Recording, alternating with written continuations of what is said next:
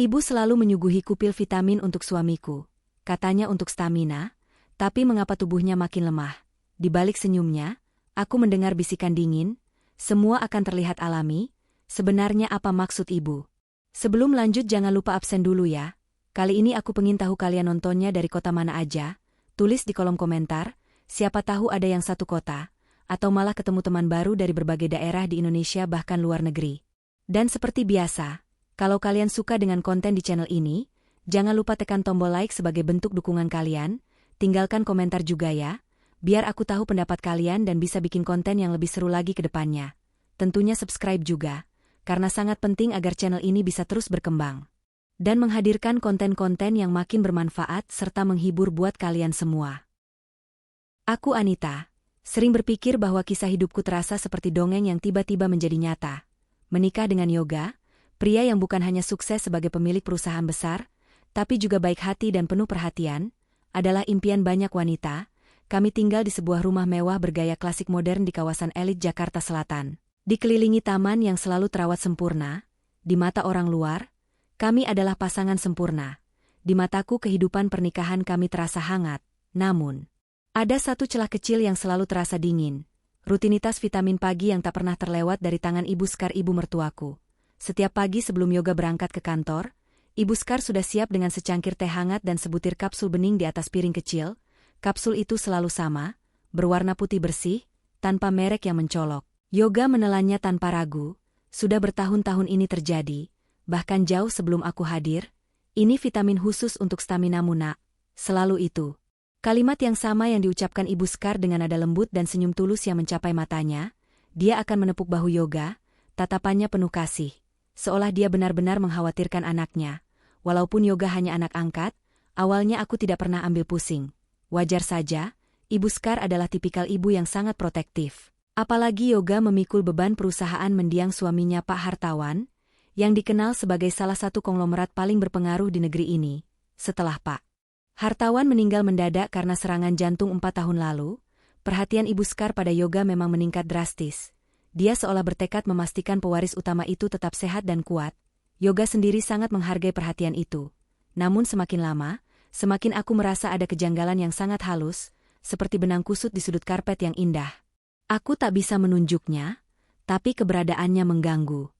Seharusnya dengan vitamin terbaik, Yoga akan semakin bertenaga. Tapi mengapa akhir-akhir ini wajahnya terlihat semakin lelah? Untuk memahami kenapa semua ini terasa begitu rumit, kita harus kembali pada sejarah keluarga ini. Yoga suamiku adalah anak yang diangkat oleh Pak Hartawan dan Ibu Skar saat ia masih bayi. Pada masa itu, dokter sudah memvonis Ibu Skar sulit memiliki keturunan. Kehadiran Yoga mengisi kekosongan besar. Pak Hartawan sangat menyayangi Yoga, mendidiknya secara langsung untuk menjadi penerusnya, tanpa membedakannya sedikitpun dari darah daging sendiri. Semua orang tahu, Yoga adalah permata hati Pak Hartawan. Ironisnya 2 tahun setelah Yoga hadir dan rumah itu dipenuhi tawa anak kecil, Bu Skar hamil Bara. Bara adalah adik tiri Yoga, anak kandung Bu Skar dan Pak Hartawan. Kehadiran Bara tidak pernah mengurangi kasih sayang Pak Hartawan kepada Yoga. Justru sebaliknya, Pak Hartawan memastikan Yoga menerima pendidikan terbaik, mempersiapkan Yoga untuk memimpin perusahaan. Bara meskipun lebih muda, didorong untuk mengikuti jejak Yoga, namun tidak pernah di bawah tekanan yang sama. Ketika Pak Hartawan meninggal, perusahaan jatuh ke tangan Yoga, sesuai dengan rencana suaminya, dan inilah bagian yang paling penting. Wasiat, aku sempat melihat dokumen wasiat itu secara sekilas di brankas Yoga. Pak Hartawan telah membagi aset perusahaan secara adil untuk Yoga dan Bara, memastikan keduanya mendapat bagian yang layak, dan meninggalkan amanat khusus bagi Ibu Skar untuk tidak pernah pilih kasih. Pak Hartawan tahu betul bagaimana dinamika anak angkat dan anak kandung bisa menjadi pemicu konflik, dan ia ingin melindungi Yoga. Sejak saat itu Yoga mengendalikan perusahaan, sementara Bara bekerja di bagian pemasaran, selalu di bawah bayang-bayang kakaknya. Dalam 6 bulan terakhir, kondisi Yoga menurun drastis. Ini bukan lagi sekadar kelelahan karena rapat maraton atau penerbangan bisnis lintas benua, ini adalah kelemahan yang merayap, menghilangkan keceriaan dari matanya. Yoga mulai sering mengeluh pusing yang tidak tertahankan, nafsu makannya hilang, membuat tubuhnya yang dulu kekar menjadi kurus. Hal paling mengkhawatirkan adalah serangan jantung berdebar yang tiba-tiba datang, membuatnya harus menghentikan semua aktivitas. Aku telah berkali-kali mengajaknya ke dokter spesialis di luar daftar.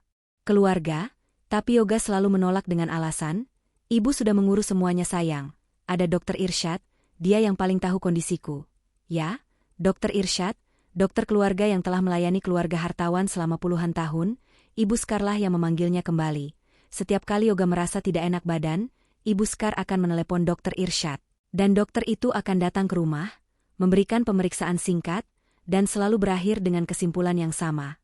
"Tuan Yoga hanya stres dan kurang istirahat, saya akan berikan obat penenang ringan dan multivitamin baru." Setiap kali Dokter Irsyad pergi, Ibu Skar akan menatapku dengan mata penuh keprihatinan. "Lihat nak, Ibu sudah bilang, Yoga hanya terlalu keras pada dirinya sendiri, vitamin dari Ibu dan obat dari Dokter Irsyad akan mengembalikan staminanya." Keyakinan Ibu Skar itu begitu kuat. Hampir memaksa, tapi aku melihat hasil yang bertentangan. Bagaimana bisa obat dan vitamin terbaik malah membuat suamiku semakin sakit? Bara adik tiri Yoga, selama ini selalu bersikap hormat kepada kami, ia selalu memanggil Yoga dengan sebutan kakak dengan nada yang sopan, dan kepadaku ia selalu ramah. Kami sering menghabiskan akhir pekan bersama, dan Bara terlihat menyukai keponakan-keponakannya. Namun ada saat-saat tertentu, terutama saat Bara mengira aku tidak melihat, di mana aku menangkap ekspresi yang berbeda di matanya. Ekspresi itu sangat cepat, sekelebat rasa tidak puas, sebuah iri hati yang cepat ia tutupi dengan senyum lebar.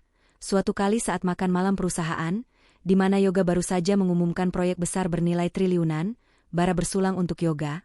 "Untuk kakakku yang hebat, semoga selalu sehat untuk memimpin kita semua." Di permukaan, itu adalah ucapan yang tulus. Tapi sesaat setelah Yoga meminum air itu, aku melihat senyum Bara sedikit menegang, tatapannya menyapu ke arah Ibu Skar yang duduk di seberang meja, dan ada semacam pertukaran pandangan yang sangat singkat nyaris tak terlihat. Di perusahaan, Bara sering mengeluh tentang tanggung jawabnya yang terbatas. Ia sering mengatakan pada teman-temannya bahwa ia merasa lebih pantas menjadi pemilik perusahaan karena ia adalah darah daging hartawan, walaupun ia selalu menyangkalnya jika kutanya langsung. Bisik-bisik di kantor sudah sampai ke telingaku. Aku mulai menghubungkan titik-titik ini. Penurunan kesehatan Yoga, wasiat Pak hartawan, ambisi Bara, dan peran dominan Ibu Skar, semuanya terasa saling terkait. Kecurigaanku akhirnya tidak bisa lagi kubendung. Itu bukan lagi sekadar firasat seorang istri yang cemas, tetapi sebuah kesadaran yang dingin dan menakutkan. Ada sesuatu yang salah dengan vitamin itu. Aku ingat sebuah kalimat dari film lama, "Jika semua orang terlihat baik, mungkin merekalah yang sedang bersembunyi." Ibu Skar dan Bara terlihat terlalu baik, terlalu tulus, semua perhatian itu, semua kunjungan. Dokter Irsyad, kini terasa seperti mekanisme kontrol, bukan kasih sayang. Malam itu setelah Yoga tertidur pulas akibat kelelahan parah, aku pergi ke kamar kami, aku mengambil botol vitamin di nakas, tanganku bergetar saat mengeluarkan 2 butir kapsul itu. Aku harus punya bukti, aku harus tahu apa isi kapsul bening yang sudah bertahun-tahun suamiku minum. Aku tidak bisa menghadapi mereka tanpa fakta yang tak terbantahkan. Aku tahu jika dugaanku benar, hidupku, hidup Yoga, dan masa depan kami akan berada dalam bahaya besar. Aku tidak bisa mengirim sampel itu ke laboratorium biasa di kota ini, jaringan Ibu Skar dan Dokter Irsyad terlalu luas. Aku harus melakukannya secara rahasia, di luar kota, di tempat yang tidak terjangkau oleh radar mereka. Dengan hati yang dipenuhi rasa takut sekaligus tekad baja, aku menyembunyikan kapsul itu di dompetku. Keputusan telah bulat, aku harus membawa sampel itu keluar kota. Mencari laboratorium yang benar-benar independen dan jauh dari jangkauan pengaruh Dokter Irsyad atau koneksi perusahaan Hartawan Group. Aku mengambil cuti mendadak dengan alasan mengunjungi kerabat yang sakit di Bandung. Yoga yang terlalu lemah untuk peduli, hanya mengangguk setuju. Ibu Skar justru terlihat puas dengan kepergianku. Mungkin mengira aku mulai panik dan menjauh dari masalah keluarga. Perjalanan ke Bandung terasa seperti operasi rahasia. Aku memilih laboratorium kecil yang namanya kutemukan dari koneksi lama universitas. Memastikan mereka tidak akan menanyakan banyak hal selain jenis sampel dan tes yang diminta, aku menyerahkan 2 butir kapsul itu, meminta analisis mendalam untuk mengidentifikasi kandungan kimia dan efeknya pada tubuh manusia jika dikonsumsi rutin. Saat petugas lab bertanya apakah ini terkait kasus hukum, aku menggeleng kuat, berbohong bahwa ini adalah obat tradisional yang ingin kuuji kualitasnya. Setelah semua prosedur selesai, aku hanya bisa menunggu. Dengan cemas, 2 hari kemudian saat aku kembali ke Jakarta, hasil laboratorium dikirim melalui kurir terpercaya ke alamat rahasia yang kusediakan. Aku membuka amplop coklat tebal itu di mobil, di parkiran mal yang sepi, jauh dari pengawasan, tanganku gemetar. Namun aku memaksakan diri untuk fokus pada lembar demi lembar laporan ilmiah itu. Ada istilah-istilah medis rumit, tetapi intinya tertulis jelas di bagian kesimpulan. Kapsul itu yang disebut vitamin stamina mengandung campuran beberapa zat yang sebenarnya adalah toksin dosis rendah. Jika dikonsumsi dalam jangka waktu lama, zat tersebut tidak menyebabkan kematian mendadak, melainkan secara perlahan akan merusak fungsi organ vital, terutama jantung dan ginjal, meniru gejala penyakit kronis atau kelelahan akut yang parah. Nama zat itu tidak terlalu familiar, tapi efek yang dijelaskan sungguh mengerikan. Melemahkan sistem imun, menyebabkan pusing berkepanjangan, dan puncaknya adalah gagal jantung yang akan terlihat seperti kematian alami. Seketika rasa mual dan dingin menyerangku, aku tidak bisa bernapas, semua dugaan terburukku, sehalus apapun itu, kini menjadi fakta yang menghancurkan. Dunia di sekelilingku seakan runtuh. Ibu Scar, sosok ibu mertua yang lembut dan penuh perhatian, kini berubah menjadi perencana pembunuhan yang kejam di mataku. Semua senyumnya, semua pelukan hangatnya, semua masakan yang ia siapkan, semuanya hanyalah topeng yang begitu tebal dan meyakinkan. Ini bukan lagi sekadar konflik warisan. Ini adalah niat jahat yang sudah dipikirkan matang-matang. Tujuannya hanya satu, menyingkirkan pewaris utama, Yoga, agar Bara bisa mengambil kendali penuh atas perusahaan Hartawan Group, melanggar terang-terangan wasiat almarhum Pak Hartawan. Aku menangis di dalam mobil itu, air mataku tumpah karena rasa ngeri dan marah yang luar biasa. Bagaimana mungkin seorang ibu tiri, yang telah menikmati kemakmuran dan kehormatan dari suaminya, tega meracuni anak yang dibesarkan di rumahnya sendiri. Apalagi Yoga adalah anak baik, yang selalu menuruti dan menghormati Ibu Scar. Aku menyeka air mata. Mengubah kesedihan menjadi amarah dan tekad yang dingin. Yoga sedang dalam bahaya serius, dan aku harus bertindak cepat, namun cerdas. Kini setiap interaksi di rumah terasa seperti adegan dalam drama teater yang mencekam. Saat Ibu Scar tersenyum ramah dan bertanya, "Bagaimana kabar kerabatmu, Nak?" Aku harus membalas senyumnya dengan kepura-puraan sempurna, padahal di dalam hati aku tahu dia sedang meracuni suamiku. Aku mengamati Bara dengan lebih teliti. Setiap kali dia bertanya tentang kesehatan Yoga, kini aku melihat ada kilatan keserakahan di balik kepura-puraan khawatir itu. Mereka semua bersekongkol, tidak diragukan lagi. Dokter Irsyad pasti terlibat. Mustahil dia tidak mengetahui zat apa yang dia berikan pada Yoga. Keahliannya sebagai dokter digunakan untuk menutupi jejak kejahatan, mengarahkan diagnosis ke stres atau kelelahan. Aku tahu menunjukkan hasil lab ini secara langsung kepada Yoga, atau melaporkannya ke polisi tanpa bukti yang lebih kuat dan terstruktur akan menjadi bencana. Mereka adalah keluarga kaya dan berpengaruh. Mereka bisa saja memutarbalikkan fakta, menuduhku mengada-ada, atau bahkan mengklaim bahwa aku yang mencoba meracuni Yoga karena ingin menguasai harta lebih cepat. Aku butuh bukti yang menghubungkan tangan-tangan mereka dengan racun itu. Langkah pertama adalah perlindungan dan pengumpulan bukti pendukung. Aku segera membeli beberapa kamera pengintai mikro yang sangat canggih dan tidak terdeteksi. Dengan hati-hati aku memasangnya di tempat-tempat strategis. Di ruang kerja Yoga, di ruang makan yang sering digunakan untuk pertemuan keluarga, dan di sudut ruangan dekat. Tempat obat-obatan sering diletakkan. Semua rekaman akan tersimpan secara online dan terenkripsi, jauh dari jangkauan siapapun di rumah itu. Langkah kedua, aku mulai merekam semua percakapan penting, terutama saat Ibu Scar atau Bara membahas kondisi Yoga, atau saat Dr. Irsyad datang berkunjung. Aku harus mencari bukti audio yang secara eksplisit menyebutkan rencana mereka atau pengakuan dari mulut mereka sendiri. Ini adalah permainan menunggu yang menegangkan. Aku harus bertindak seolah-olah semuanya normal. Tetap melayani Ibu Scar dan bersikap ramah pada Bara. Aku harus terlihat sebagai istri yang khawatir tapi patuh, yang percaya penuh pada Ibu Scar dan Dr. Irsyad. Ini adalah peran yang menguras emosi, hidup bersama dengan orang-orang yang merencanakan kematian suamiku. Kesempatan itu akhirnya datang 2 minggu setelah aku memasang semua peralatan. Yoga sedang terbaring lemah di kamar. Kondisinya memburuk setelah Dr. Irsyad memberinya injeksi penguat, yang kini aku tahu pasti adalah dosis racun yang dipercepat. Ibu Scar memanggil Bara ke ruang tamu untuk berbicara. Aku yang pura-pura membuat teh di dapur, menyalakan perekam audio di saku bajuku, memastikan rekaman kamera di ruang tamu berjalan lancar. Suara mereka berbisik-bisik, tetapi perekam yang sensitif berhasil menangkap setiap kata. Aku berdiri di balik tirai dapur, jantungku berdebar kencang. "Bagaimana, Bu?" Dr. Irsyad bilang sudah semakin cepatkan. Suara Bara terdengar sangat dingin, tanpa ada sedikitpun empati terhadap kakaknya.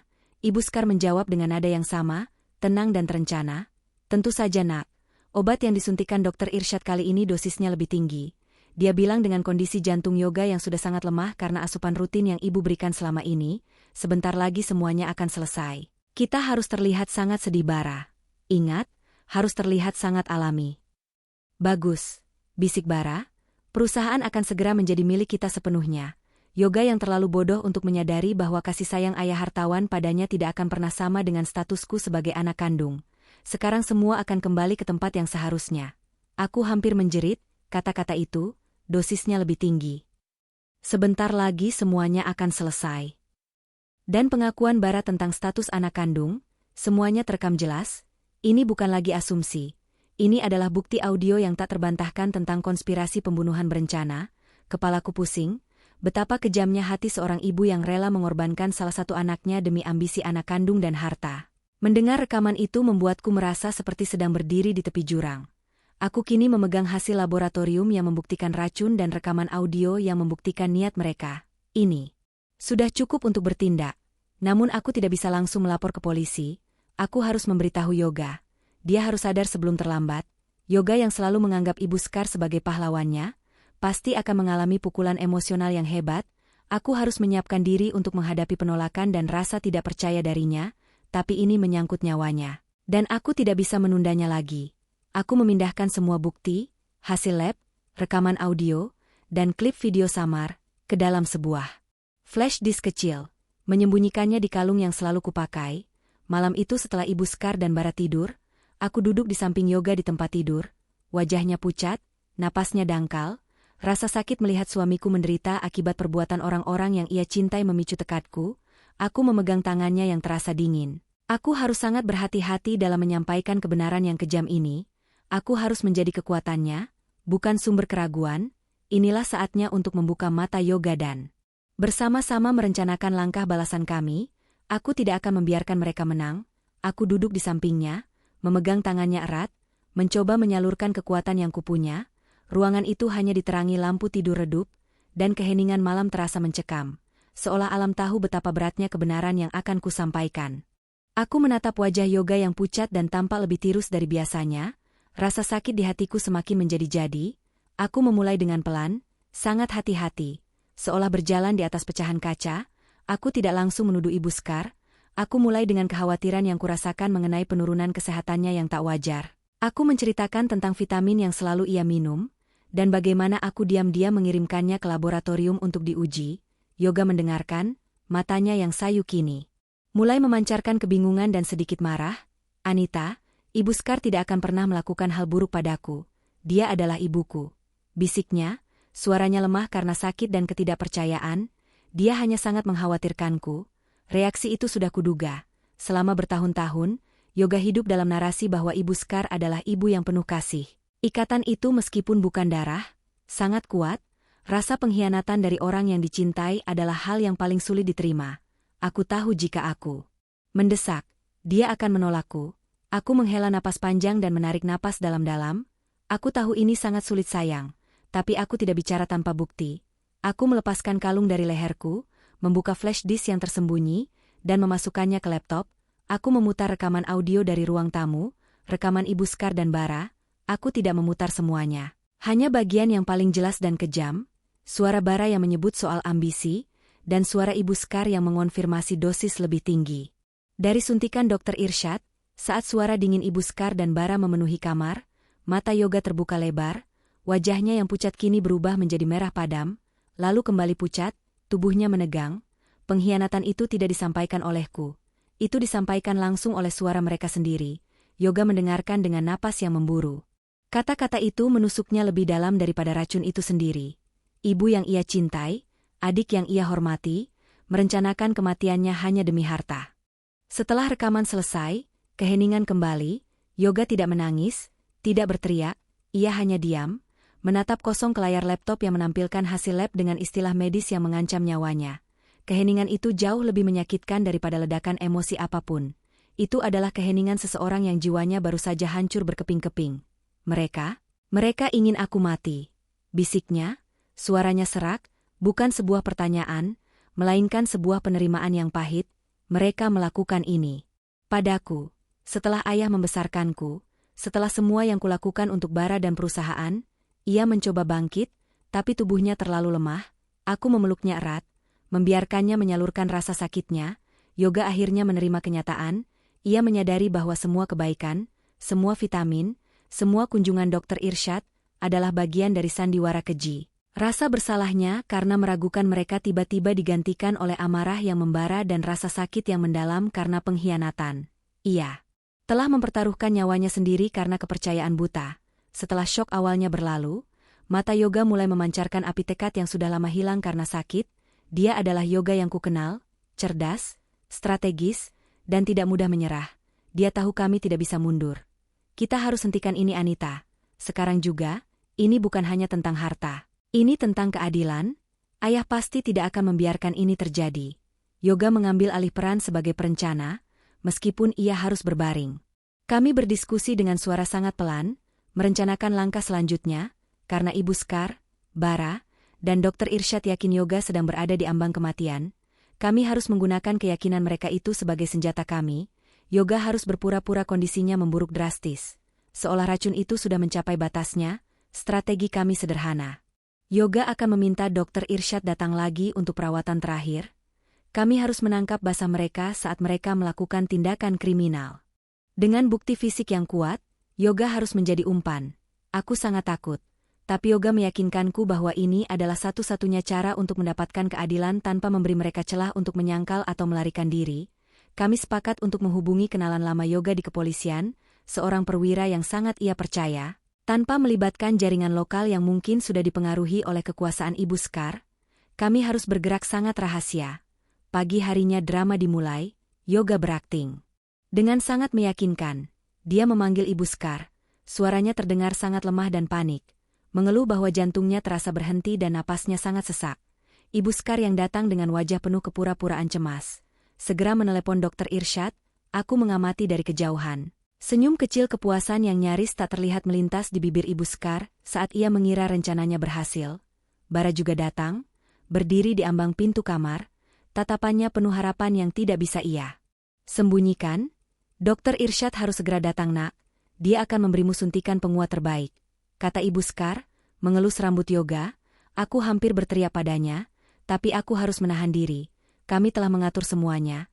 Polisi berpakaian sipil sudah berada di posisi. Berpura-pura menjadi staf perusahaan yang sedang melakukan pengecekan mendadak di area belakang rumah dan taman.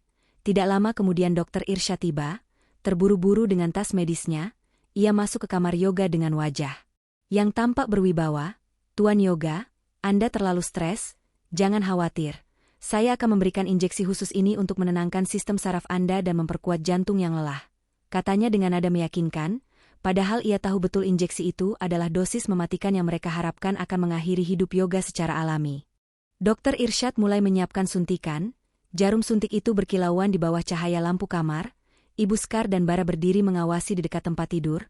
Wajah mereka tegang menanti akhir dari drama yang mereka ciptakan. Aku berdiri di samping Yoga, siap untuk bertindak.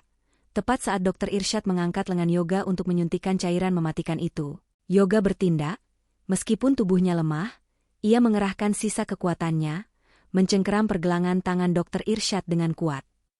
Cukup Dokter Irsyad, permainanmu sudah berakhir, seru Yoga dengan suara yang mengejutkan, penuh amarah yang tertahan. Dokter Irsyad terperanjat, matanya melebar karena terkejut. Ibu Skar dan Bara membeku di tempat. Tidak percaya Yoga bisa bertindak sekuat itu. Saat itulah pintu kamar dibuka dengan cepat. Perwira polisi yang Yoga kenal, beserta beberapa petugas lain langsung masuk. Jangan bergerak, kalian ditangkap atas percobaan pembunuhan berencana. Wajah Ibu Skar langsung berubah drastis. Dari cemas menjadi pucat pasi dan ketakutan. Bara mencoba melarikan diri melalui jendela, tapi sudah ada petugas yang menunggu di luar. Yoga, apa-apaan ini? Kamu menuduh ibumu sendiri. Ibu Skar akhirnya berteriak. Suaranya histeris, menyangkal semua yang terjadi. Aku melangkah maju, tanganku membawa flash disk berisi semua bukti.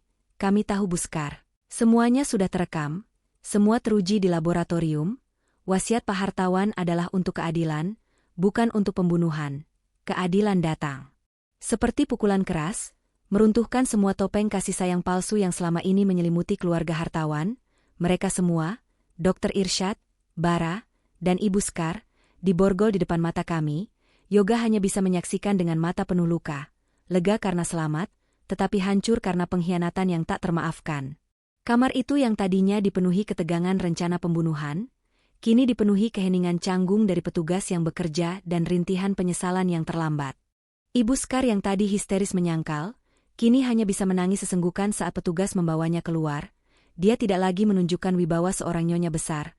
Dia hanyalah wanita parubaya yang ketakutan. Bara menatap Yoga, matanya penuh kebencian dan kekalahan. Ia tidak meminta maaf. Ia hanya menunjukkan amarah karena rencananya gagal. Dr. Irsyad yang terlihat paling tenang, tetap mencoba berdalih bahwa ia hanya mengikuti perintah dan ia tidak tahu persis apa isi suntikan itu. Sebuah kebohongan yang segera dibantah oleh bukti rekaman kami.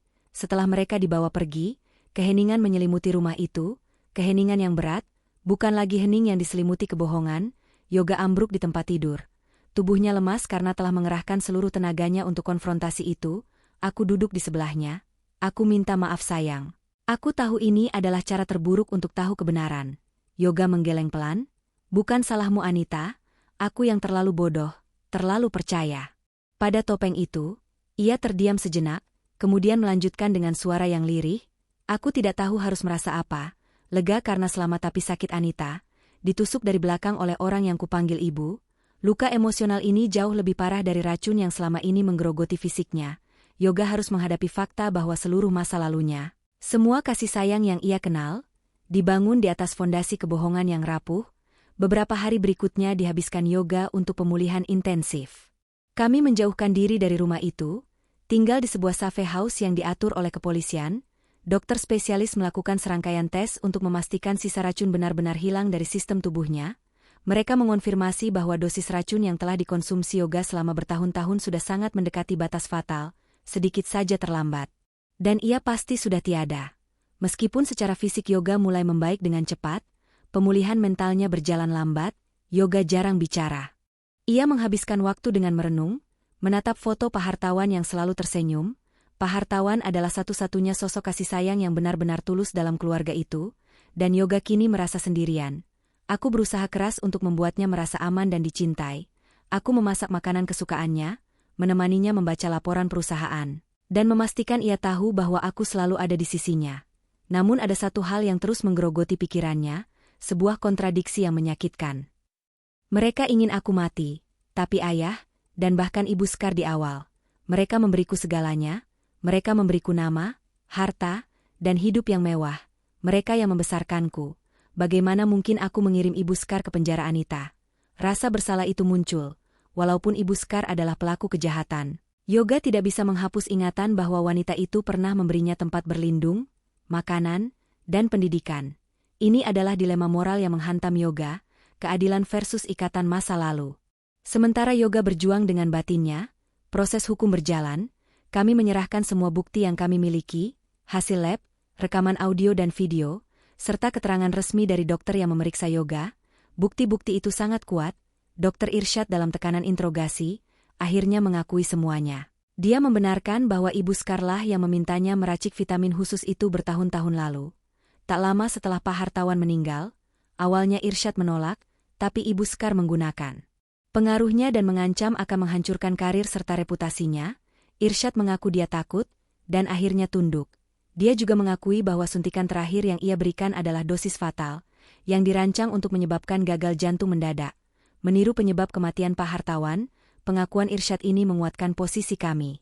Pengakuan ini meskipun membebaskan Yoga dari racun, justru semakin menyakitinya. Ternyata rencana ini sudah dipersiapkan segera setelah Pak Hartawan tiada. Betapa cepatnya Ibu Scar mengubah kesedihan menjadi rencana jahat.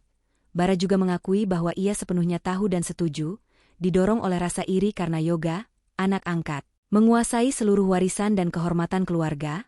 Mereka tidak menyangkal kejahatan mereka. Kejaksaan sudah menyiapkan tuntutan berat untuk pembunuhan berencana, di mata hukum kejahatan mereka tidak bisa ditoleransi. Namun Yoga mulai terdorong untuk mencari jalan lain, jalan yang bukan hanya keadilan hukum, tetapi juga keadilan batin.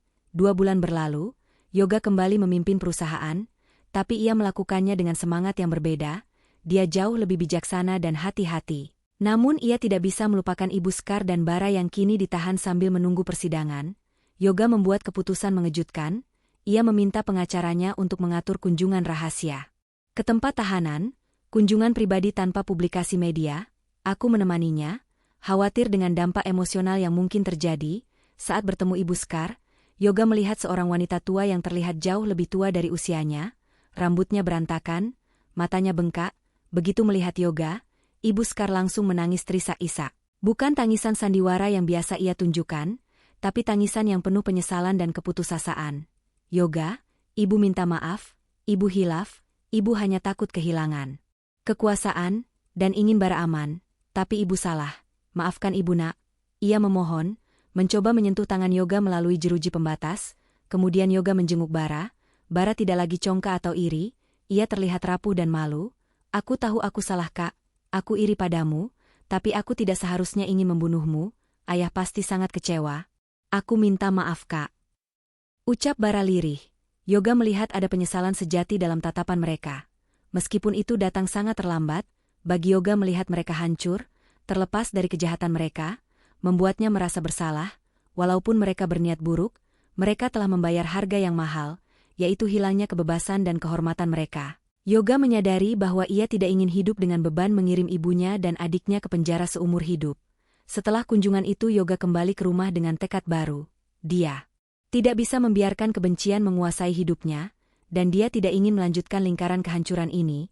Yoga memutuskan untuk mencari pengampunan, bukan hukuman maksimal. Ia berbicara serius dengan pengacaranya. Aku ingin mereka dibebaskan pak. Mereka sudah membayar mahal. Aku ingin Ibu Scar dan Bara memulai hidup baru. Tapi Dr. Irsyad harus tetap kehilangan izin praktiknya. Pengacara Yoga, seorang pria cerdas yang awalnya skeptis, akhirnya setuju untuk mengajukan permohonan keringanan hukuman.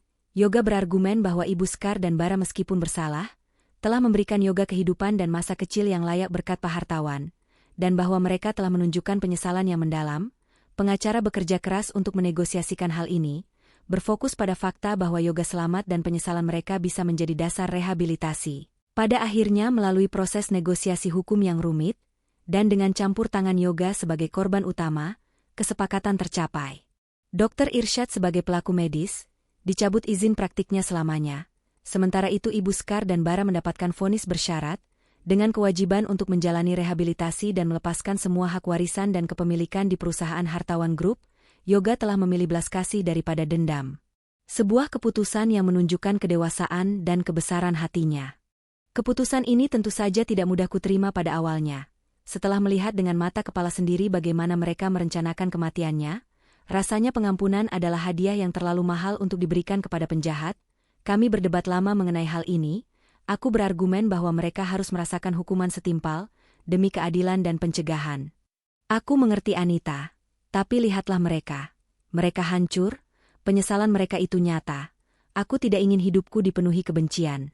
Bahkan, jika itu terhadap mereka yang ingin membunuhku, ayah mengajarkanku tentang integritas, dan memenjarakan mereka selamanya tidak akan mengembalikan waktu atau menghilangkan rasa sakitku. Ini tentang memutus rantai dendam. Pada akhirnya aku menghormati keputusannya. Yoga bukan hanya korban, dia adalah pewaris nilai-nilai luhur Pak Hartawan. Dengan arahan Yoga, pengacara kami berhasil menjalankan strategi hukum yang cermat. Mereka menyoroti latar belakang Yoga sebagai anak angkat yang tetap menerima perhatian keluarga, dilema moral yang dialami Yoga, dan penyesalan terdakwa sebagai faktor mitigasi. Fokusnya adalah rehabilitasi, bukan pembalasan. Prosesnya rumit dan membutuhkan negosiasi tingkat tinggi dengan kejaksaan. Tetapi keberanian Yoga sebagai korban utama yang memohon keringanan menjadi faktor penentu. Di sisi lain Dr. Irsyad menerima konsekuensi paling keras secara profesional. Pencabutan izin prakteknya adalah vonis yang setara dengan pemusnahan karir dan reputasinya. Ia tidak hanya kehilangan pekerjaan, tetapi juga kehormatan yang ia bangun selama puluhan tahun. Keputusan ini dianggap adil oleh Yoga. Irsyad sebagai seorang profesional melanggar sumpah dokter yang paling mendasar. Tiba saatnya hari pembebasan. Ibu Scar dan Bara meninggalkan pusat penahanan dengan status hukuman percobaan dan komitmen rehabilitasi jangka panjang. Syarat utama pembebasan mereka, yang ditetapkan secara tegas oleh Yoga, adalah penyerahan penuh semua hak warisan dan kepemilikan saham di perusahaan Hartawan Group. Yoga memastikan bahwa secara finansial mereka tetap aman dan hidup layak. Tetapi kekuasaan dan kendali sepenuhnya berada di tangannya, sesuai dengan wasiat Pak Hartawan. Aku dan Yoga tidak hadir saat mereka dibebaskan. Kami ingin memberi mereka ruang, mereka kembali ke rumah besar bergaya klasik modern di Jakarta Selatan. Rumah yang sama tempat mereka merencanakan kejahatan dan tempat Yoga nyaris kehilangan nyawanya. Ketika mereka melangkah masuk, rumah itu terasa berbeda, bukan lagi rumah yang hangat dan penuh sandiwara, melainkan rumah yang dingin, dipenuhi bayangan masa lalu dan rasa bersalah yang berat. Ibu Skar tidak lagi menyandang gelar nyonya besar. Bara tidak lagi melihat rumah itu sebagai singgasananya yang tertunda. Mereka kembali sebagai penghuni, bukan pemilik kekuasaan. Keheninganlah yang menyambut mereka. Tidak ada sorotan media, tidak ada teman-teman sosialita yang datang menyambut, hanya keheningan yang menggarisbawahi isolasi mereka. Yoga telah memastikan bahwa rumah itu tetap bisa mereka tinggali. Sebagai tempat untuk introspeksi, bukan untuk berpesta, rumah itu menjadi tempat penyesalan mereka. Perubahan paling mencolok terlihat pada Ibu Skar. Wanita yang dulu selalu tampil sempurna, dengan rambut tersanggul rapi dan perhiasan berkilauan, kini terlihat sederhana. Ia meninggalkan semua kemewahan yang dulu sangat ia pertahankan. Kehidupannya berubah drastis dari mengontrol perusahaan menjadi mengendalikan dirinya sendiri. Ibu Skar mulai mengisi hari-harinya dengan kegiatan amal. Ia tidak melakukannya di yayasan milik keluarga yang besar dan penuh sorotan, melainkan di panti asuhan kecil dan terpencil, jauh dari mata publik. Ia menghabiskan waktu dengan merawat anak-anak, mengajarinya membaca dan menulis. Aku mendengar cerita ini dari sopir dan beberapa staf rumah yang masih bekerja. Mereka mengatakan bahwa Ibu Skar yang sekarang adalah wanita yang rendah hati dan pendiam. Dia tidak lagi memberi perintah, dia hanya meminta tolong dengan sopan. Ada saat-saat ia terlihat duduk sendiri di teras, menatap kosong ke taman, air matanya menetes tanpa suara. Itu bukan air mata karena kehilangan harta, melainkan air mata karena penyesalan yang mendalam atas niat jahat yang hampir merenggut nyawa Yoga. Baginya, Yoga tidak hanya anak tiri yang gagal ia bunuh, tapi juga orang yang memberinya kesempatan kedua. Perubahan ini meyakinkan Yoga bahwa keputusannya benar. Hukuman yang paling berat bagi Ibu Skar bukanlah sel penjara, melainkan hidup dengan pengetahuan bahwa ia hampir membunuh anak yang disayangi oleh suaminya, dan mendapatkan pengampunan dari anak itu, jika Ibu Skar menemukan ketenangan dalam pelayanan sosial. Bara memilih jalan yang berbeda. Meskipun sama-sama menjauhi dunia korporat yang dulu ia idamkan, Bara tidak kembali ke perusahaan. Yoga telah memutuskan bahwa Bara tidak boleh terlibat lagi dalam bisnis keluarga. Dengan bantuan Yoga, Bara mendapat pekerjaan di sebuah organisasi non-pemerintah yang bergerak di bidang konservasi lingkungan. Ini adalah bidang yang tidak pernah ia sentuh sebelumnya. Ia harus memulai dari bawah, menjadi staf lapangan yang sering bepergian ke pelosok daerah. Jauh dari meja eksekutif berpendingin udara, awalnya sulit bagi Bara. Ia harus melepaskan citra pewaris kaya raya dan belajar bekerja keras dengan gaji pas-pasan. Namun pekerjaan fisik dan fokus pada alam, perlahan-lahan menyembuhkan rasa iri dan ambisinya yang destruktif. Bara mengirim surat kepada Yoga seminggu sekali. Bukan untuk membicarakan uang atau perusahaan, tetapi tentang pekerjaannya di hutan, tentang pelajaran hidup yang ia dapat dari masyarakat desa. Dalam salah satu suratnya, Bara menulis, "Kak, aku sadar sekarang, harta yang kumiliki sejak lahir tidak pernah membuatku bahagia. Justru ketenangan bekerja di bawah terik matahari ini yang mengajarkan aku arti kebersamaan. Aku minta maaf atas semua yang kulakukan. Ayah pasti bangga denganmu, bukan denganku." Kata-kata itu membuat Yoga tersentuh. Bara, si anak manja yang serakah, kini menjadi seorang pria dewasa yang belajar bertanggung jawab. Yoga tahu Bara benar-benar memulai hidup yang baru. Hidup yang tidak lagi terbebani oleh bayang-bayang warisan atau ambisi.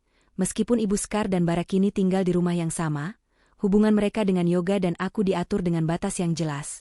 Kami berkomunikasi seperlunya, melalui telepon atau surat, memastikan bahwa mereka baik-baik saja dan mematuhi syarat hukuman percobaan.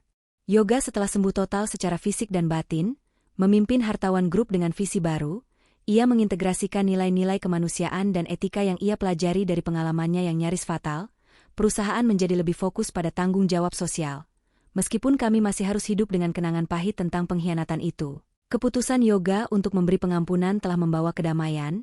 Ini bukan akhir yang manis, tetapi akhir yang realistis. Kami berdua tahu, bekas luka itu akan selalu ada. Tetapi luka itu tidak lagi mengeluarkan racun. Kami sering mengunjungi makam Pak Hartawan. Yoga selalu berkata, "Ayah, aku sudah melakukan yang terbaik. Aku menyelamatkan hidupku, menegakkan keadilan, dan memberikan mereka kesempatan kedua. Seperti ayah memberikannya padaku dulu, hidup terus berjalan." Yoga dan aku kini fokus membangun keluarga dan melanjutkan warisan baik Pak Hartawan. meninggalkan bayangan gelap pengkhianatan di belakang kami, dan menatap masa depan yang didasarkan pada kejujuran dan belas kasih. Namun keputusan Yoga untuk memberikan pengampunan dan meringankan hukuman Ibu Skar serta Bara bukanlah hal yang mudah untuk dijelaskan kepada dunia luar, terutama kepada jajaran direksi dan karyawan Hartawan Group. Di dalam perusahaan, berita tentang penangkapan dan pembebasan bersyarat Ibu Skar dan Bara menimbulkan gejolak. Banyak karyawan yang merasa marah dan terkhianati, terutama mereka yang sangat menghormati Yoga dan Pak Hartawan. Mereka menuntut kejelasan mengapa pelaku percobaan pembunuhan tidak mendapatkan hukuman penjara maksimal. Ada bisik-bisik yang mengatakan Yoga lemah, atau bahkan takut pada Ibu Skar. Yoga tahu ia harus menghadapi badai ini. Ia memanggil rapat darurat Dewan Direksi dan semua manajer senior. Dalam rapat itu Yoga tidak bersembunyi di balik pengacara atau juru bicara, ia berbicara langsung. Keputusan ini murni keputusan pribadi saya sebagai korban. Mereka telah dicabut haknya atas perusahaan ini, dan kehormatan mereka hilang, secara hukum dan moral, mereka sudah membayar mahal. Saya memilih belas kasih dan rehabilitasi, bukan balas dendam. Saya fokus pada integritas perusahaan ini, yang dibangun oleh ayah saya Pak Hartawan, bukan pada kebencian pribadi. Keputusan pengampunan ini juga memicu reaksi beragam di masyarakat dan media. Sebagian media mengangkat kisah ini sebagai drama keluarga yang penuh pengkhianatan, memuji Yoga sebagai sosok yang luar biasa karena mampu memaafkan, sementara sebagian lain mengkritik sistem hukum yang dianggap lunak terhadap orang kaya. Meskipun pada kasus ini keputusan itu datang dari pihak korban, kami harus bekerja keras untuk mengelola citra publik. Yoga tidak memberikan wawancara yang sensasional, ia memilih untuk berbicara melalui tindakan. Hartawan Group meluncurkan beberapa inisiatif tanggung jawab sosial perusahaan yang besar dan nyata, terutama di sektor kesehatan dan pendidikan, mencerminkan komitmen Yoga pada nilai-nilai yang benar. Yoga mengatakan kepadaku, orang tidak perlu mengerti sepenuhnya mengapa aku memaafkan. Yang perlu mereka lihat adalah bahwa aku memimpin perusahaan dengan hati nurani, dan bahwa pengkhianatan ini tidak akan mengubah nilai-nilai yang ayah ajarkan. Fokus ini efektif. Perlahan-lahan sorotan media beralih dari drama ke keberhasilan bisnis dan komitmen sosial Hartawan Group di bawah kepemimpinan Yoga. Reputasi perusahaan tidak hanya pulih, tetapi justru tumbuh lebih kuat karena orang melihat Yoga sebagai pemimpin yang berintegritas dan memiliki kedalaman emosional. Namun di balik semua keberhasilan publik itu, ada harga pribadi yang harus dibayar Yoga. Hubungannya dengan Bara dan Ibu Skar kini berada di wilayah yang dingin dan resmi. Meskipun Ibu Skar dan Bara diizinkan tinggal di rumah itu, komunikasi kami sangat terbatas. Kami tidak pernah lagi makan malam bersama. Jika ada urusan penting, komunikasi dilakukan melalui asisten atau pengacara, bukan secara langsung. Batas ini yang ditetapkan oleh Yoga sangat jelas dan tidak boleh dilanggar. Ini adalah perlindungan yang ia butuhkan untuk menjaga stabilitas emosionalnya dan memastikan kejahatan serupa tidak akan terjadi lagi. Ketika aku dan Yoga sesekali mengunjungi rumah itu untuk mengambil berkas atau memeriksa kondisi aset, suasana selalu terasa kaku dan formal. Ibu Skar akan menyambut kami dengan wajah menunduk, tidak pernah berani menatap mata Yoga secara langsung. Ia selalu menjaga jarak, menghormati keputusan Yoga untuk menjauh. Bara, yang sering tidak ada di rumah karena pekerjaan lapangannya, akan meninggalkan surat ucapan terima kasih atau kabar tentang kegiatannya di meja kerja Yoga. Tanpa ada tuntutan atau harapan balasan, surat-suratnya selalu tulus, penuh dengan cerita tentang pekerjaan lapangan yang keras dan bagaimana pengalaman itu telah mengajarkannya arti nilai-nilai sejati. Kami tahu bahwa mereka benar-benar telah berubah. Mereka tidak lagi mencari kekuasaan, melainkan penebusan. Namun terlepas dari perubahan itu, jarak tetap harus dijaga. Pengampunan tidak berarti melupakan pengkhianatan atau menghapus batas antara korban dan pelaku. Pengampunan hanya berarti melepaskan hak untuk membalas, bukan melepaskan kewaspadaan. Di tengah semua ini peranku sebagai istri sangatlah krusial. Aku menjadi jangkar bagi Yoga. Memastikan ia tidak jatuh ke dalam kepahitan atau keraguan diri. Aku mengurus kesehatannya, mengatur jadwalnya, dan yang paling penting, menjadi pendengar setianya. Yoga sering berbicara denganku tentang rasa sakitnya, tentang dilemanya sebagai anak yang harus mengadili ibunya. Aku selalu mengingatkannya. Kamu menyelamatkan nyawamu sendiri sayang, kamu melakukan yang benar. Keputusanmu untuk memaafkan menunjukkan siapa kamu, bukan siapa mereka. Kamu adalah penerus sejati ayah Hartawan, yang selalu mengajarkan tentang belas kasih dan kekuatan hati. Aku juga yang memastikan bahwa Ibu Skar dan Bara tidak mencoba mengambil kesempatan dari belas kasih Yoga.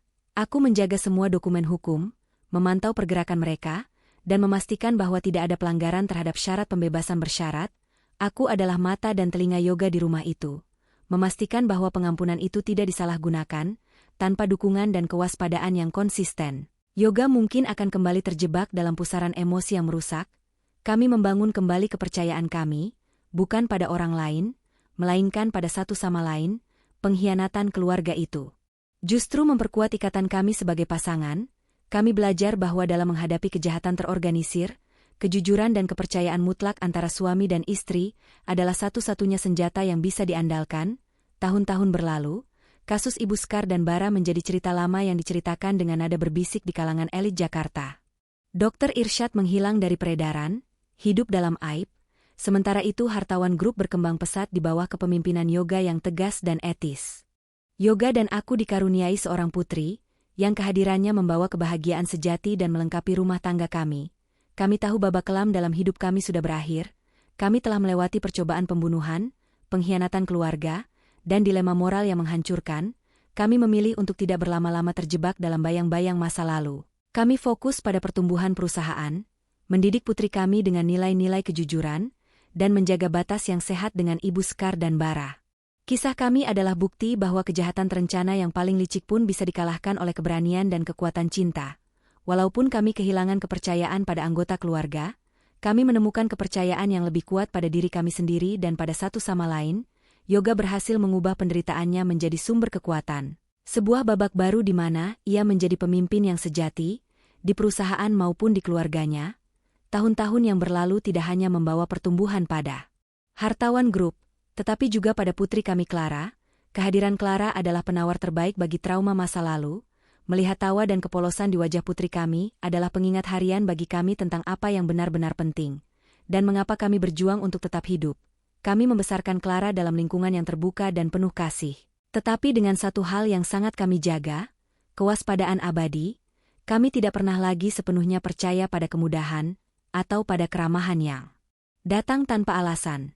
Yoga yang dulu naif dalam mempercayai keluarga, kini menjadi sangat hati-hati dalam semua aspek kehidupan. Mulai dari memilih rekan bisnis hingga staf rumah tangga, semua makanan, terutama yang datang dari luar atau yang disajikan oleh staf baru, selalu dipastikan keamanannya. Itu mungkin terdengar paranoid. Tetapi setelah nyaris kehilangan Yoga karena racun yang diberikan oleh orang terdekat, kewaspadaan adalah satu-satunya pelindung kami. Kami memutuskan untuk tidak pernah sepenuhnya menghapus Ibu Skar dan Bara dari kehidupan kami, tetapi kami menetapkan jarak emosional yang ketat. Clara putri kami tahu bahwa ada nenek dan paman yang tinggal di rumah lain, tetapi pertemuan selalu diawasi dan sangat jarang. Kami menjelaskan kepada Clara bahwa nenek Skar sakit dan butuh waktu untuk sembuh. Sebuah kebenasan yang kami rasa cukup untuk usianya. Kami ingin ia tumbuh tanpa bayangan kebencian, tetapi juga tanpa kebohongan yang membahayakan. Rumah besar tempat Ibu Skar dan Bara tinggal, rumah yang dipenuhi kenangan palsu dan rencana jahat, kini terasa seperti monumen keheningan. Yoga telah menawarkan kepada mereka untuk pindah ke properti lain yang lebih kecil. Tetapi Ibu Skar menolak. Ia mengatakan bahwa ia ingin tetap berada di sana, di tempat di mana ia melakukan kesalahan. Sebagai pengingat harian akan penyesalannya, maka Yoga melakukan renovasi besar-besaran, bukan renovasi gaya, melainkan renovasi emosional. Ia mengubah total tata letak kamar tidur utama kami, tempat di mana Yoga diracuni dan tempat penangkapan terjadi. Kamar itu kini menjadi ruang perpustakaan dan ruang kerja pribadi Yoga. Kami pindah ke wing rumah yang sama sekali baru, membangun ruang kami sendiri yang tidak memiliki jejak memori kelam. Semua perabotan lama, terutama yang terkait dengan masa lalu yang penuh sandiwara, disingkirkan. Dengan mengubah fisik bangunan, kami secara simbolis memutus ikatan dengan masa lalu yang beracun. Itu, Yoga ingin memastikan bahwa setiap sudut rumah yang kami tinggali bersama Clara kini hanya diisi dengan energi positif, kerja keras, dan kejujuran. Hal ini juga membantu kami menghadapi pertanyaan dari Clara. Ketika ia mulai tumbuh dan melihat betapa besarnya rumah itu, dan mengapa nenek dan pamannya tinggal di sayap yang jauh. Seiring Clara tumbuh, ia mulai mengajukan pertanyaan-pertanyaan yang lebih dalam dan rumit. Ayah, kenapa nenek Skar tidak pernah datang ke ulang tahunku? Atau, kenapa Paman Bara selalu berkeringat dan kotor saat kita bertemu? Pertanyaan-pertanyaan polos ini adalah ujian bagi integritas kami. Kami telah berjanji untuk tidak pernah hidup dalam kebohongan lagi. Kami memutuskan untuk tidak menyembunyikan masa lalu sepenuhnya, tetapi menyampaikannya sesuai usia Clara. kami berbicara tentang pentingnya kejujuran, tentang keserakahan, dan tentang pengampunan. Kami menceritakan kisah Pak Hartawan kakeknya, sebagai pria yang hebat dan penuh kasih sayang, yang mencintai yoga setulus darah daging. Kami mengajarkan Clara bahwa belas kasih itu penting, tetapi batas dan perlindungan diri jauh lebih penting. Kami berharap dengan pemahaman yang jujur, Clara akan tumbuh menjadi pribadi yang tidak mudah ditipu oleh topeng atau kebaikan yang dibuat-buat. Bara kini bertransformasi sepenuhnya, pekerjaannya di LSM Lingkungan membawanya ke posisi yang penting dalam isu konservasi nasional. Ia tidak lagi mencari sorotan kekayaan, melainkan mencari dampak nyata. Ia menggunakan kecerdasannya yang dulu ia pakai untuk merencanakan kejahatan, untuk melindungi hutan dan masyarakat adat. Yoga dan Bara masih berkomunikasi. Namun sekarang komunikasi mereka bersifat profesional dan saling menghormati. Yoga memberikan dukungan finansial besar-besaran dari Hartawan Group untuk proyek-proyek konservasi yang dipimpin. Bara, tidak sebagai bentuk warisan, tetapi sebagai tanggung jawab sosial perusahaan. Ini adalah cara Yoga untuk memastikan bahwa energi Bara yang dahsyat digunakan untuk hal positif. Masyarakat yang dulu menghakimi Bara, kini mulai melihatnya dengan mata berbeda. Mereka melihat seorang pria yang jatuh dari kemewahan, membayar kesalahannya, dan bangkit sebagai pelayan masyarakat. Meskipun Bara tidak akan pernah kembali ke dunia bisnis elit, ia menemukan kehormatan baru. Yoga melihat ini sebagai kemenangan yang lebih besar daripada penjara seumur hidup. Yoga telah menyelamatkan nyawa Bara dari ambisi yang salah. Kini setelah bertahun-tahun melewati badai, kehidupan kami mencapai keseimbangan yang tenang. Yoga adalah pemimpin yang disegani, ayah yang penuh kasih, dan suami yang selalu waspada. Aku adalah partnernya, di rumah maupun di belakang layar perusahaan. Kami berdua tahu bahwa kisah kami adalah kisah yang tidak akan pernah bisa kami lupakan. Ada saat-saat di mana kami masih membicarakan kejadian itu, bukan dengan kepahitan, melainkan dengan refleksi.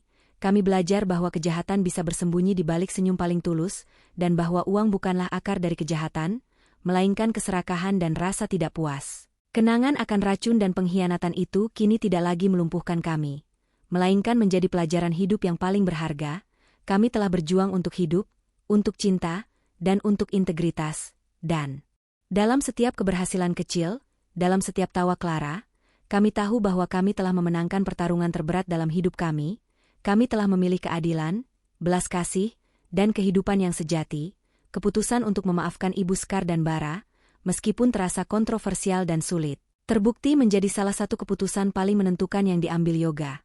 Pengampunan ini bukan hanya membebaskan Ibu Skar dan Bara dari jeruji besi, tetapi yang lebih penting, membebaskan Yoga dari belenggu kebencian dan kebutuhan untuk membalas dendam. Yoga menyadari bahwa ia tidak akan pernah bisa benar-benar pulih jika ia terus-menerus menyimpan amarah terhadap orang-orang yang pernah ia sebut keluarga. Dendam akan menghabiskan energi yang seharusnya ia gunakan untuk memimpin perusahaan, mencintai putrinya, dan menjalani hidup. Dengan melepaskan mereka, Yoga menemukan kedamaian batin. Ia sering berkata, "Aku tidak memaafkan mereka karena mereka pantas mendapatkannya, Anita. Aku memaafkan mereka agar aku pantas mendapatkan kedamaian." Keputusan ini juga mengirimkan pesan yang kuat kepada seluruh karyawan Hartawan Group dan masyarakat. Kepemimpinan sejati tidak hanya tentang kekuatan dan kekayaan, tetapi juga tentang integritas moral dan belas kasih. Itu adalah warisan sejati yang ingin diwariskan Yoga. Sebuah pelajaran yang tidak tertulis dalam buku manajemen manapun, tetapi terukir dalam pengalaman hidupnya yang nyaris terenggut. Ibu Skar dalam kesendiriannya di rumah besar itu, menemukan kedamaian yang belum pernah ia rasakan ketika ia masih memiliki kekuasaan, kekayaan dan status yang dulu ia kejar ternyata adalah beban yang menghancurkan jiwanya. Sekarang ia menjalani kehidupan yang sangat sederhana, mengalihkan fokusnya sepenuhnya pada kegiatan amal, tanpa sorotan. Suatu hari ia mengirimiku sebuah surat tulisan tangan, bukan kepada Yoga. Surat itu panjang, penuh detail, tentang bagaimana ia menjalani hari-harinya, dan di akhir surat itu, ia menuliskan pengakuan yang mengharukan. "Anita, ibu tidak pernah tahu bagaimana rasanya menjadi ibu yang sebenarnya, sampai ibu hampir kehilangan semuanya. Ibu Skar yang dulu adalah bayangan dari wanita yang ambisius dan pengecut. Hanya setelah ibu harus berlutut di hadapan anak yang ibu racuni, ibu mengerti arti cinta sejati yang ditunjukkan Yoga. Terima kasih sudah menjaga Yoga, dan terima kasih sudah membuat Yoga mengampuni ibu. Ibu tidak akan pernah melupakan kebaikan kalian. Tolong jangan pernah abaikan kejujuran yang Yoga miliki." Surat itu bukan hanya permintaan maaf, melainkan pengakuan diri dari seorang wanita yang benar-benar telah bertransformasi. Itu menunjukkan bahwa penebusan yang dicari Yoga telah tercapai. Aku menunjukkan surat itu pada Yoga, ia hanya tersenyum tipis.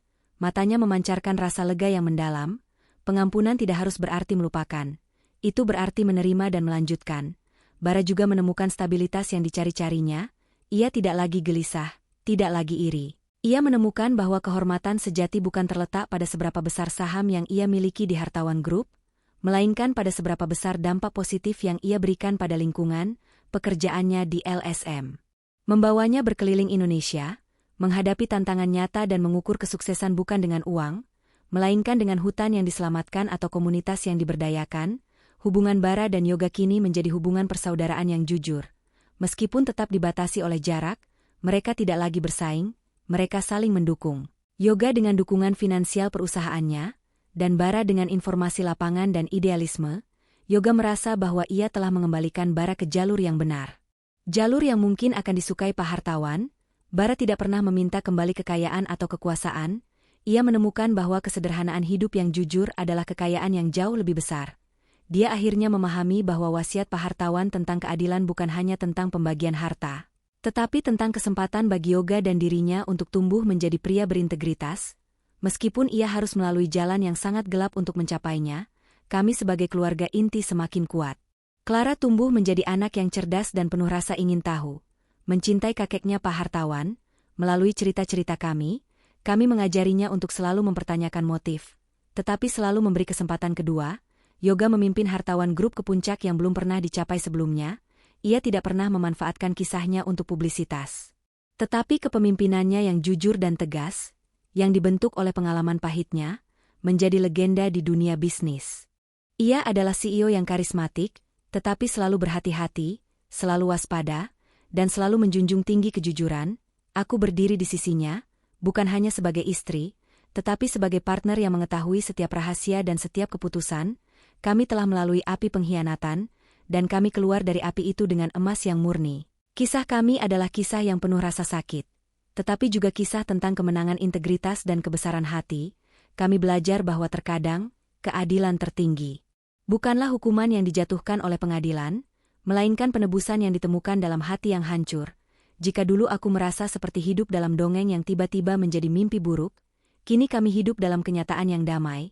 Sebuah kenyataan yang kami bangun dengan darah, keringat, dan pengampunan. Kami tidak akan pernah melupakan wajah Ibu Skar saat ia menyodorkan vitamin itu, atau senyum licik Bara saat ia mengira Yoga akan mati. Kenangan itu akan selalu menjadi pengingat tentang betapa rapuhnya kepercayaan, tetapi kami memilih untuk tidak lagi hidup dalam bayangan mereka. Kami memilih cahaya, kami memilih untuk mengenang Yoga yang berani mengambil risiko, dan kami memilih untuk menghormati wasiat sejati Pak Hartawan, hidup dengan kehormatan dan belas kasih, dan dalam keheningan malam. Di samping suamiku yang selamat dan putriku yang tertidur pulas, aku tahu kami telah benar-benar menang. Kisah ini mengajarkan bahwa pengkhianatan seringkali datang dari tempat yang paling tidak terduga, bersembunyi di balik topeng kasih sayang dan kebaikan, mengingatkan kita betapa rapuhnya kepercayaan jika tidak dilandasi kejujuran sejati. Hikmah terbesar yang dapat kita petik adalah kekuatan integritas dan kebesaran hati yang dimiliki Yoga. Meskipun nyawanya hampir terenggut oleh keserakahan dan iri hati orang-orang terdekatnya, ia memilih untuk tidak membalas dengan kebencian. Yoga menunjukkan bahwa memaafkan bukanlah tanda kelemahan, melainkan puncak kekuatan sejati. Pengampunan membebaskan Yoga dari belenggu amarah dan memungkinkan ia untuk fokus pada kehidupan dan warisan yang jujur, bukan pada dendam yang merusak. Selain itu, kisah ini menegaskan pentingnya kewaspadaan tanpa henti. Kita harus selalu cerdas dan kritis terhadap motif di balik setiap tindakan, bahkan dari orang yang kita cintai, sambil tetap memegang teguh belas kasih sebagai kompas moral. Pada akhirnya keadilan tertinggi tidak selalu berbentuk hukuman penjara, tetapi seringkali berbentuk penebusan diri yang tulus dan transformasi karakter, yang membawa kedamaian baik bagi korban maupun pelaku yang bertaubat.